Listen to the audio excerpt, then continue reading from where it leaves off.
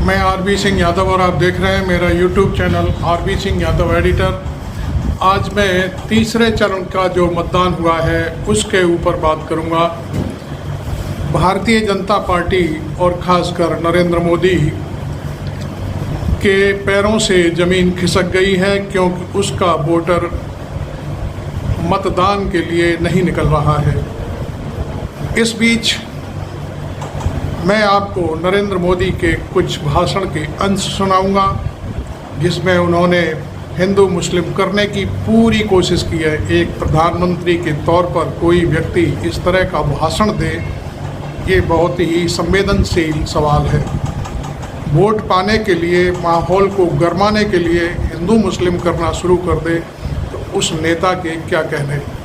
इसके साथ साथ यहाँ तक बोलना कि मैं देख रहा हूँ कांग्रेस आई तो क्रिकेट में मुसलमानों के लड़के भर्ती कर लिए जाएंगे। इसके अलावा इन सब चीज़ों का हमने एक वीडियो आपके लिए तैयार किया है, वो हम आपको सुनाएंगे, फिर आप उस पर अपनी प्रतिक्रिया दें। और जाने माने पत्रकार महाराष्ट्र के अशोक भाई वानखेड़े, उनका इस एनालिसिस पर अपनी प्रतिक्रिया है, वो भी हम आपको दिखाएंगे। तो पहले तो आप मेरे चैनल को सब्सक्राइब कर लें, और उसके बाद मैं पहले आपको नरेंद्र मोदी के भाषण के कुछ अंश जो 31 सेकंड के ही हैं, उसमें उन्होंने क्या क्या बोला है, एक प्रधानमंत्री के रूप में क्या उन्होंने ऐसा सच कहा है या ठीक कहा है या गलत कहा है, उस पर आप अपनी राय भी व्यक्त कर सकते हैं।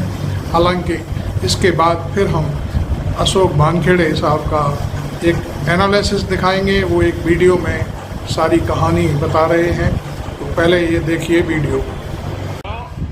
400 सीटें चाहिए ताकि कांग्रेस अयोध्या में राम मंदिर पर बाबरी ताला ना लगा दे। कांग्रेस का इरादा खेलों में भी अल्पसंख्यकों को प्राथमिकता का है, यानी क्रिकेट टीम में कौन रहेगा कौन नहीं रहेगा ये कांग्रेस अब धर्म के आधार पर तय करेगी। सीधा स्ट्रेट बोलने का आदि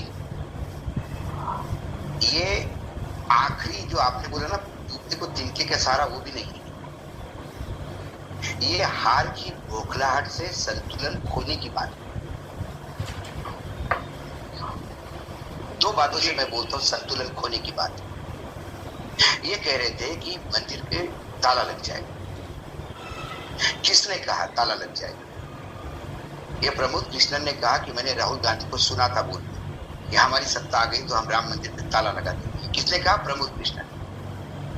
ये प्रमोद कृष्णन वो पाखंडी संत है भगवे में, जो जब कांग्रेस से कुछ मिलता है तो साथ में रहते, जब नहीं मिलता है तो ये आहत हो गए। इनका मोदी की गोद में बैठ क्यों हो गए? क्योंकि इन्विटेशन आने के बाद आप अयोध्या नहीं गए, इसलिए आहत हो गए। वह आहत होने के लिए भी इनको एक समय लगा। यदि इन्विटेशन मिला और आप नहीं गए, इस पे इतने आहत हो कि आपने भाजपा ज्वाइन कर ली, ये तो बहुत बड़ी बात थी। जब राहुल गांधी ने ये कहा कि हम मंदिर पे ताला लगा देंगे, उसी समय छटक के बोलना चाहिए था, चल राहुल गांधी छोड़ दिया तुझे, तुम्हारी हिम्मत कैसी हुई बोलने की, मैं चला बीजेपी के साथ। क्यों नहीं बोला? ये मनगढ़ंत बात है। सर्वोच्च न्यायालय के निर्णय पे जो मंदिर बना है उसमें यूं ही कोई सरकार ताला नहीं लगा सकती। दूसरी महत्वपूर्ण बात, जिसके पिता ने ताले खुलवाए हो वो बेटा ताला लगा नहीं सकता। राहुल गांधी अपने पिता राजीव गांधी की कितनी इज्जत करता है ये किसी को बताने की जरूरत नहीं है। सारी कांग्रेस पार्टी जानती है अपने पिता के प्रति कितना संवेदनशील है वो इंसान। तो उसके पिता ने खोले हुए ताले ये कैसा बंद करेगा? सर्वोच्च न्यायालय के निर्णय के खिलाफ कैसा जाएगा? मोदी ऐसा है सर, ये तिनके का सहारा नहीं है। हिंदू मुसलमान नहीं हो रहा इस देश में नहीं, लेकिन हिंदू वो जान गए हैं। हिंदू मुसलमान नहीं हो रहा ये जान गए हैं। जब हिंदुओं का मंगलसूत्र खींच के मुसलमानों को महिलाओं में बांटा, उसके बाद भी कुछ नहीं हुआ, तो ये संतुलन खोने का बेहतरीन उदाहरण है। मैं आपको बता दूं कि पहले चरण में पूरी तरह से फ्लॉप हो जाने के बाद नरेंद्र मोदी इतने बौखला गए कि दूसरे चरण तक आते आते उन्होंने महिलाओं के मंगलसूत्र पर बात ला करके खड़ी कर दी और दूसरा चरण ख़त्म होते ही उन्होंने हिंदू मुस्लिम का राग अलापना शुरू कर दिया। ये आज की कुछ सभाओं में उन्होंने यहाँ तक कह दिया कि यदि कांग्रेस आई तो कांग्रेस राम मंदिर, जो अयोध्या में राम मंदिर बनवाया है, उसमें ताला जड़ देगी। तो ये सारी चीज़ें आपके सामने आ रही हैं। इतना घटिया स्तर का भाषण कोई व्यक्ति कैसे दे सकता है? मैं आपको बता दूं कि ये सारी चीज़ें इसलिए दिखाई दे रही हैं कि जो अब तक 52% चुनाव संपन्न हो चुका है पार्लियामेंट का, उसमें भारतीय जनता पार्टी की उदासीनता, आरएसएस की उदासीनता के चलते नरेंद्र मोदी पूरी तरह से फंस गए हैं।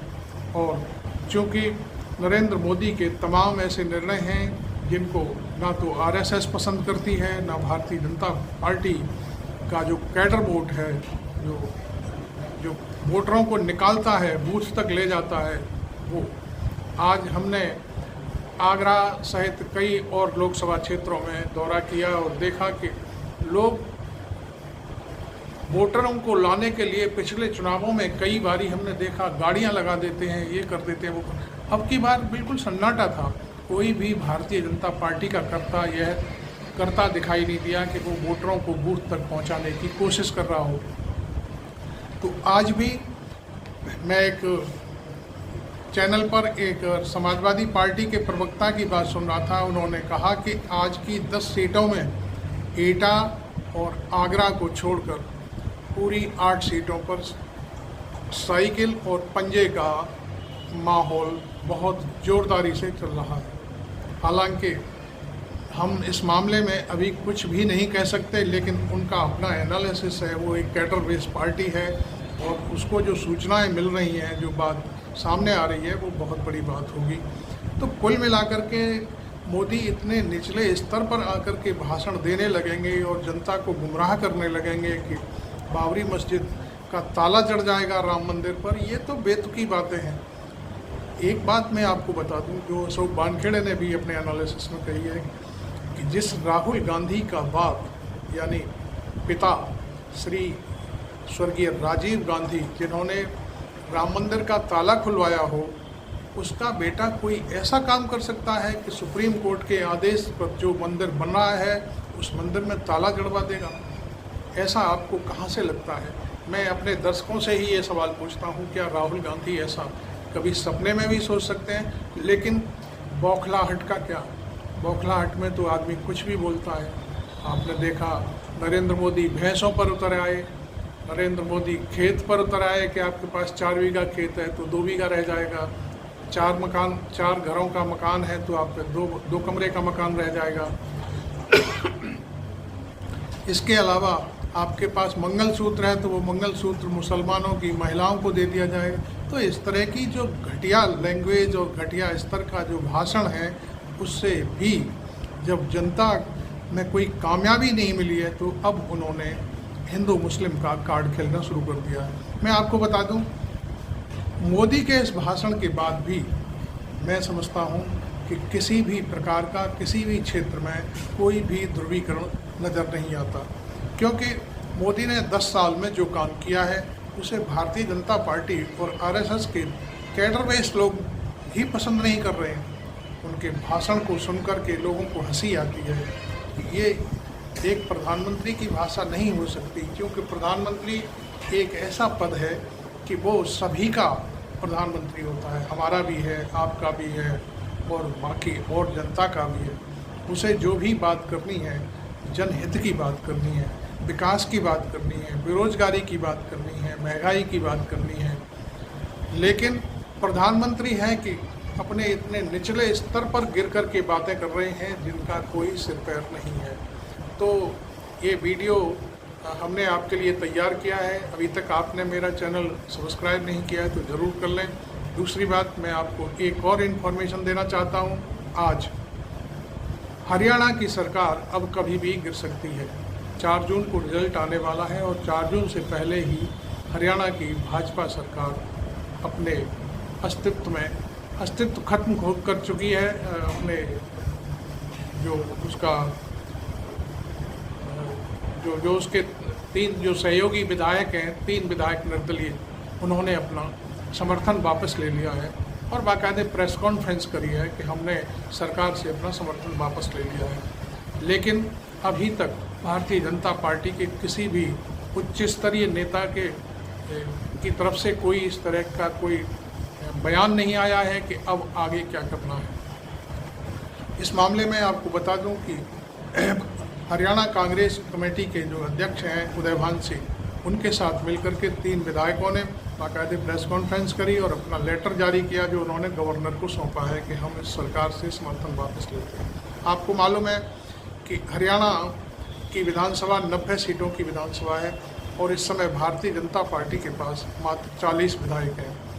तो ऐसे में 90 विधायकों के लिए 45 का टारगेट होना चाहिए। 45 में 2 विधायक 90 में 2 विधायक पहले से ही गायब हैं, वो नहीं हैं। और 40 के अलावा जो 44 की संख्या 88 के बजाय 44 की संख्या होनी चाहिए बहुमत के लिए, वो अब नहीं है। 3 विधायकों के वापस होने के बाद अब ये मामला खटाई में पड़ता दिखाई दे रहा है। और आपको मालूम है कि अभी पिछले दिनों ही खट्टर को हटा करके उन्होंने कोई सैनी है चीफ मिनिस्टर, उनका नाम तो अभी तक राष्ट्रीय या राज्य स्तर पर भी हमें पता नहीं चल पा रहा है कि उनका पूरा नाम क्या है। हालांकि वो शायद प्रदेश के अध्यक्ष थे उस समय और वो चीफ मिनिस्टर का पदभार संभाले हुए थे। हरियाणा की जनता ने तमाम जगहों पर उन्हें चैलेंज किया है कि आप क्षेत्र में आकर के दिखाइए, क्योंकि किसानों का कहना है कि आपने हमारे ट्रैक्टरों को तोड़ा है, हमारे ट्रैक्टरों को रोका है, हमारे किसानों को बर्बाद किया है, इसलिए हम आपको क्षेत्र में नहीं आने देंगे। अब सवाल उठता है कि वो 3 विधायक अपना समर्थन वापस क्यों ले रहे हैं। समर्थन वापसी का मतलब सीधा सीधा ये है कि क्षेत्र में जब वो लोग जा रहे हैं उनके कोई काम नहीं हो रहे हैं, उनको शायद कहा गया था कि उन्हें मिनिस्टर बनाया जाएगा, किसी को कुछ बनाया जाएगा, किसी को कुछ दिया जाएगा। लेकिन मैं समझता हूँ आज ये मार्च की घटना थी, 12 मार्च के आसपास की, तब सरकार का गठन हुआ था। उस समय इन तीनों विधायकों से कहा गया था कि आपको हम बहुत कुछ बख्शेंगे, लेकिन उन्हें फूटी कौड़ी नहीं मिली, उन्हें कोई पद नहीं मिला, उन्हें कोई मिनिस्ट्री नहीं मिली, लिहाजा आज उन्होंने पूरा धमाका कर डाला है। तो आपको ये खबर भी हमें सुनानी थी। और आज की जो वोटिंग का मसला है, वोटिंग बहुत कम हुई है, शायद 61% वोटिंग हुई है सारे 91 सीटों पर। तो कुल मिलाकर के अब तक 52% जो सीटों पर मतदान हो चुका है। भारतीय जनता पार्टी अपने को वोट नहीं मिलता देख करके नए नए रास्ते तलाश रही है और हर जो उसका राउंड है, ये तीसरा राउंड ख़त्म हुआ है, हर राउंड पर अपना बयान बदल रही है, अपनी नई नई कहानियाँ गढ़ रही है। तो आपको ये मेरा वीडियो कैसा लगा ज़रूर बताएं। Thank you very much. मैं आरबी सिंह यादव।